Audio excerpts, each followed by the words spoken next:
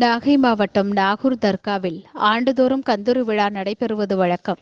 இந்த ஆண்டு 467வது கந்தூரி விழா கடந்த 14ஆம் தேதி கொடியேற்றத்துடன் தொடங்கியது. விழாவின் முக்கிய நிகழ்ச்சியாக சந்தனக்கூடு ஊர்வலம் கடந்த 23ஆம் தேதி நடைபெற்றது. நேற்று மாலை பீர் கடற்கரைக்கு செல்லும் நிகழ்ச்சி நடைபெற்றது.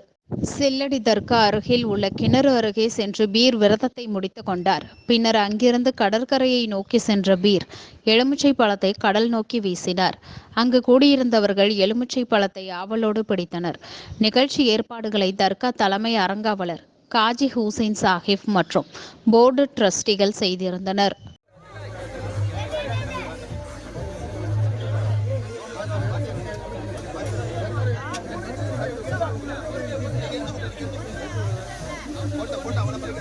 இங்க இங்க இங்க பாருங்க.